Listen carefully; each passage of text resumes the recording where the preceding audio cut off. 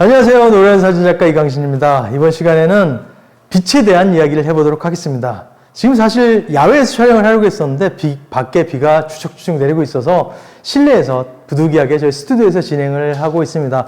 빛에 대한 이야기 지금부터 시작해 보도록 하겠습니다.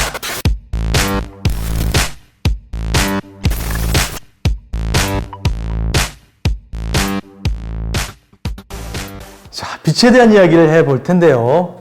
지구상에 존재하는, 어쩌면 우리가 육안으로 확인할 수 있는 빛에는 총 5가지의 빛의 종류가 있습니다. 흔히 말하는 태양광에 대한 종류인데요. 저희 스튜디오에 지금 제가 받고 있는 이 빛은 자연광이 아닌 인공적으로 만들어낸 조명을 통한 빛이고요. 우리가 생활 속에서 만날 수 있는 빛은 자연광입니다. 그래서 자연광들에는 5가지 종류의 빛이 있는데요. 첫 번째는 제가 지금 보고 있는 이 빛입니다. 순광인데요. 순광은 무엇이냐? 이렇게 정면에서 들어오는 빛을 순광이라고 합니다. 이렇게 정면에 들어오는 빛. 가장 많은 분들이 사진 찍고 있는 빛이 아닐까 싶습니다. 순광이 있고요. 그 다음에 이렇게 들어오는 빛. 측면과 정면의 옆쪽에 들어오는 빛이 있습니다. 이게 사광이고요. 그리고 바로 옆에 들어온 빛. 이렇게 들어오는 빛이죠. 옆에 들어온 빛은 측광입니다. 그리고 뒤통수 쪽에서 날아오는 빛이 있어요. 이렇게. 완전 역광과 측광의 사이에 들어오는 빛이 역사광이 되는 거고요. 그리고 뒤통수에 들어오는 빛이 역광이 되는 것이죠. 빛에는 이렇게 5가지 종류의 빛이 있습니다. 그 빛에 대한 이야기를 지금부터 시작하겠습니다. 자, 먼저 순광에 대해서 말씀드릴 텐데요. 순광은 인물 사진에 있어서는 그다지 적합한 빛은 아니에요. 저를 지금 보시면 알 거예요. 지금 제 안경에 아마 빛이 반사돼 보이실 거예요. 이렇게 정면에 들어오는 빛은 사람들이 이렇게 눈부시기 때문에 인상을 찌푸리게 돼 있어요. 그래서 인물 사진에 있어서는 그다지 적합하지 않습니다. 그럼 순광 사진은 어떨 때 쓰면 좋을까요? 순광 사진은 풍경 사진이나 뒷배경이 좀 특이하다거나 뒷배경의 질감, 텍스처를 강조하고 싶을 때 사용하는 빛이 순광입니다.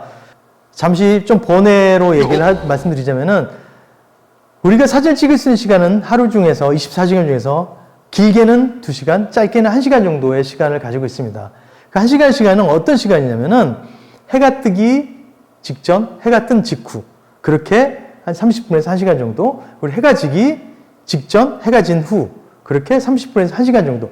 그 시간이 골든 아워라고 불려지는 사진 찍기 가장 좋은 시간이라고 합니다.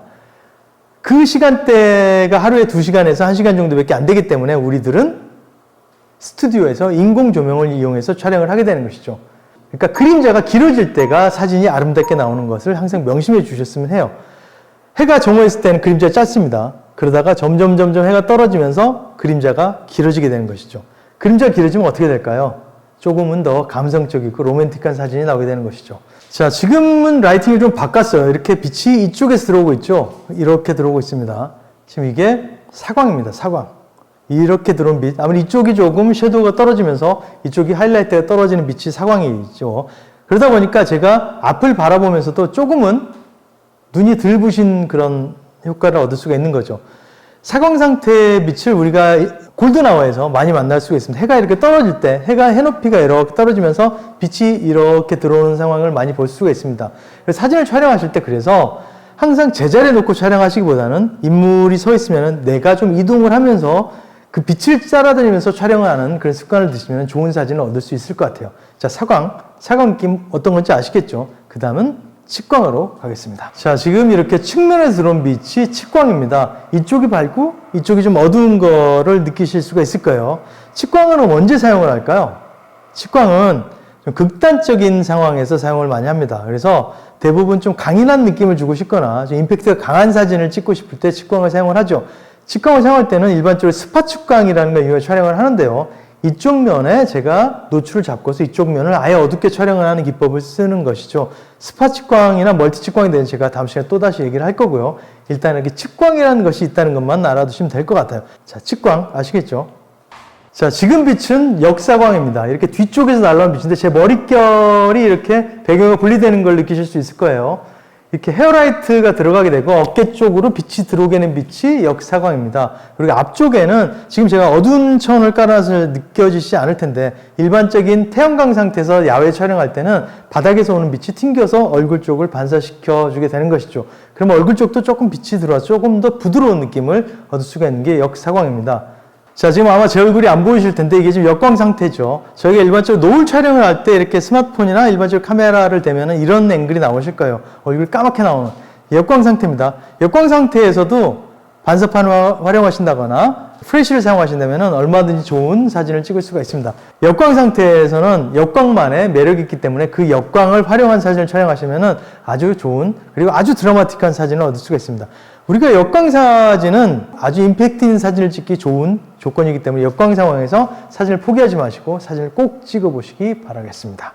자, 사진을 통해서 제가 빛의 방향에 대해서 다시 한번 설명을 드리도록 하겠습니다. 자, 이 빛 같은 경우에는 어디서 들어오는 빛일까요? 보시다시피 우리가 빛의 방향을 확인할 때는 가장 밝은 하이라이트를 보시면 됩니다. 지금 이 부분이 가장 밝죠. 이 헤어라이트 쪽으로 이렇게 밝죠. 그럼 빛이 이렇게 들어오는 사광이 되겠죠. 이렇게. 그러다 보니까 사광이 들어오다 보니까 인물 쪽으로 머리 쪽으로 헤어라이트 들어오면서 인물과 배경이 확실히 분리되는 것을 보실 수가 있을 겁니다. 이 사진은 그러면은 뒤쪽에서 이렇게 들어온 빛이죠. 이렇게 역사광에 비친 거죠. 이렇게 이쪽으로 헤어라이트가 들어오면서 이렇게 앞쪽으로까지 빛이 전체적으로 들어오는 빛입니다. 얼굴은 조금은 어둡지만은 그래도 배경과 확실히 분리가 되는 느낌을 받을 수가 있습니다. 자, 이 사진 역시 무슨 빛일까요? 자, 이 뒤쪽까지 이 머릿결이 보이죠? 역사광이죠. 이 사진 역시 역사광이지만 이 책상에 흰 책상에서 반사돼서 얼굴 쪽까지 반사판 효과를 주면서 전체적으로 화사한 톤의 느낌을 받을 수가 있는 사진이 되겠습니다. 역사광입니다. 자, 그럼 이 사진 역시 보시면 역사광이죠. 빛이 이렇게 들어오고 있죠. 구름이 껴서 강렬한 하이라이트는 보이지는 않지만은 이렇게 빛이 들어오는 거를 이 라인 라이트를 통해서 보실 수가 있습니다. 역사광. 자, 이 빛은 그림자를 보시면 아시겠지만은 거의 순광에 가까운 사진이에요. 이 사진 좀 재밌는 게 베트남에서 찍었던 사진이에요. 사실 수평도 그렇게 맞지도 않고 전체적으로 뭐 노출도 약간 오버인 상태고 좋지는 않지만 이 사진 제가 찍었던 거는 베트남이 사회주의 국가인데 뒤에 보시면 프로파간다가 이렇게 보이고 있어요. 이렇게 이 사회주의를 상징하는 그림들이 보이고 있는데 이 앞에는 자본주의를 어떻게 보면 상징하고 있는 스케이트보드를 타고 있는 아이들이 이렇게 있어서 두 모습이 아주 대조적인 상태여서 사진을 찍었던 그런 사진입니다. 이래서 순광 사진이고요. 자, 빛이 뒤쪽에서 들어오는 빛이죠. 이렇게 역사광으로 이루어진. 그러니까 역사광 사진에서 사진을 찍어서 인물이 그 매력이 덜해 보인다고 하면은 사실 그 인물은 상당히 좋지 않은 비주얼을 가지고 있다고 봐도 무방합니다. 역사광 사진이고요.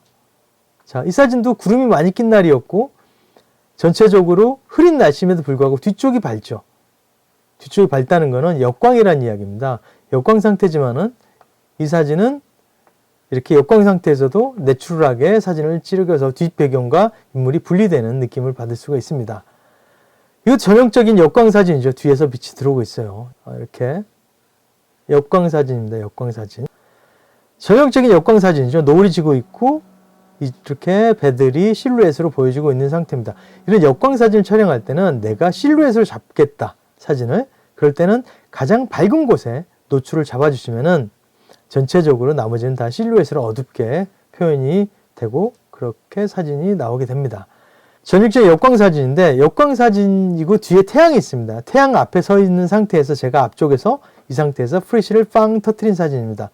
그러다 보니까 인물과 뒤에 노을 색깔이 다 살아난 사진이 되는 거죠. 제가 두 가지 실험을 해봤어요. 이렇게 밝게 하나 찍고 그 다음에 프레쉬를 끄고 촬영을 했습니다. 이렇게 어둡게. 두 사진 보면은 빛이 있고 없고의 차이가 얼마나 큰지를 느낄 수가 있을 거예요. 아주 짧은 순간에 제가 프레쉬를 켰다 켰다를 해서 촬영한 사진인데 느낌이 참 다르죠. 똑같은 상황, 똑같은 사람, 그리고 똑같은 시간이었지만은 빛이 들어가느냐 안 들어가느냐에 따라서 아주 느낌이 다른 사진을 얻을 수가 있는 것이죠. 역광이었고요. 자, 빛이 옆에서 들어오는 측광입니다. 측광. 측광이고 뒤엔 역광이죠. 역광과 측광이 공존한 사진입니다. 역광 상태에서 제가 이쪽 면에서 프레쉬를 빵 터뜨려서 이렇게 역광과 측광이 공존하는 사진을 만들어낸 것이죠. 자, 이 사진과 이 사진 역시 동일한 빛입니다. 그림자가 이렇게 지고 있죠. 이쪽, 그러니까 측광과 사광의 그 중간쯤 경계에 있는 빛이 되겠네요. 이렇게 빛이 떨어지는 것을 보실 수가 있습니다. 전형적인 순광 사진이죠. 제가 좀 전에 말씀드렸지만은 풍경 사진에 있어서는 이런 순광 사진들을 많이 사용을 합니다. 전체적으로 다 선명하게 표현이 되고 조금 밋밋할 수 있지만은 그 상황을 기록하기에는 아주 좋은 빛인 거죠. 마찬가지로 순광 사진. 어떤 느낌인지 아시겠죠? 순광 사진입니다. 순광이고요.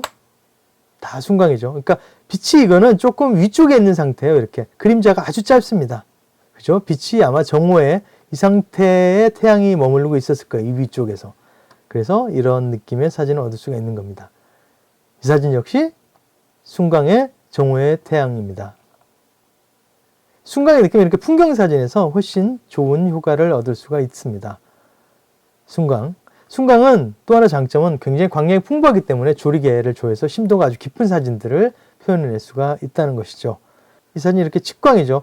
아까 제가 말씀드렸듯이 실내에서는 이렇게 측광을 자주 맞출 수가 있습니다. 빛이 옆에서 들어오는 빛이라 그림자가 이렇게 옆쪽으로 쭉 뻗어 있는 것을 보실 수가 있게 되는 거죠. 측광. 자, 이 사진은 측광입니다. 이렇게 옆에서 오는 빛이죠. 이렇게 측광. 역시 실내에서 촬영한 사진이고요. 뭔가 측광 사진을 보시면 이렇게 강한 느낌의 사진들을 얻으실 수가 있습니다. 이 사진은 사광이죠. 빛이 이렇게 들어옵니다. 자, 사광의 빛을 보면은 이 사진은 지금 아마 얘가 화성 쪽인 것 같아요. 화성 쪽에 어떤 항구였었는데 이 아래쪽만 제외하고 본다면 마치 호주나 해외에서 촬영한 사진 같은 느낌을 받을 수가 있어요. 그만큼 빛이 주는 감성적인 느낌은 아주 크다고 볼 수 있습니다. 사광 사진. 자, 역광 사진이죠. 이렇게 역광 사진인데 노을이 진 상황이었는데 아주 미세먼지가 많이 껴서 뿌옇지만은 그래도 묘한 매력이 있어서 촬영을 했던 사진입니다. 역사광이죠. 역사광 상황에서 지금 안경 쪽으로 보시면 알겠지만은 반사판이 이렇게 들어가 있습니다. 반사판이 들어간 역사광 사진.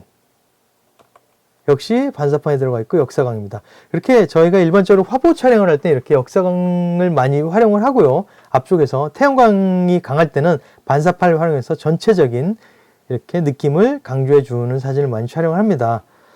반사판이 없었으면 이쪽이 많이 어두웠을 거예요. 그래서 반사판을 이용해서 이렇게 전체적으로 노출의 균형을 맞춰주는 것이죠. 계속해서 박수준 씨 사진인데 반사판을 이용한 역사광 사진입니다. 반사판 꼭 준비해서 내가 본격적으로 촬영하겠다 싶을 때는 반사판을 활용하시기 바랍니다. 역사광 사진이죠. 이렇게 헤어라이트를 보시면 금방 알 수 있을 거예요. 어깨선과 다 역사광 사진이 되는 것입니다. 이게 순광 사진이죠. 순광에 가까운 사광인데 거의 순광의 사진인데 이 사진과 비교했을 때 느낌이 아주 갑자기 촌스러워졌죠. 차이가 같은 인물, 같은 사람인데 느낌이 너무 다르죠. 굉장히 밋밋해졌죠. 순광 사진은, 인물 사진은. 그래서 순광은 인물 사진에서 조금 피해 주시는 게 좋아요. 그리고 해가 위쪽에 있기 때문에 코 밑으로, 턱 밑으로 이렇게 그림자가 많이 져 있는 걸 볼 수가 있습니다. 순광 사진은 그래서 인물 사진은 조금 피해 주시는 게 좋을 것 같아요. 자, 이거는 사광 사진이죠. 이렇게 들어온 빛. 그림자가 이렇게 떨어지죠. 사광입니다. 굉장히 느낌이 많이 다르죠. 순광과. 자, 이거는 빛이 뒤에서 들어오죠. 이렇게. 역사광인데 이거 역시 이쪽 눈동자를 보시면 아시겠지만은 반사판을 활용해서 촬영한 역사광 사진이 되는 것입니다. 이건 윈도라이트, 아까 처음에 말씀드렸던 사광 사진이죠. 빛이 이렇게 들어오면서 인물의 표정이 자연스럽고 편안해 보이는 사진을 얻을 수가 있습니다. 제가 처음에 말씀드린 순광 사진을 쓰는 것 중에서 이렇게 뒷배경을 이렇게 살리고, 뒷배경의 질감을 살리고 싶을 때 쓰는 순광 사진입니다. 이렇게 순광이지만은 뒷배경의 텍스처를 살리고 싶을 때 이렇게 순광을 활용합니다. 굉장히 다양한 사진들을 봤는데 우리가 빛에는 그래도 5가지의 빛이 있음을 항상 생각을 하시고 그 빛에 어울리는 사진이 어떤 건지, 그리고 내가 이 상황에서 어떤 빛을 메인 라이트로 써야 되는지를 항상 기억하시고 촬영해 주면 좋은 사진을 만드실 수 있을 겁니다. 사진은 빛이다. 기억하시기 바랍니다. 구독, 좋아요. 감사합니다.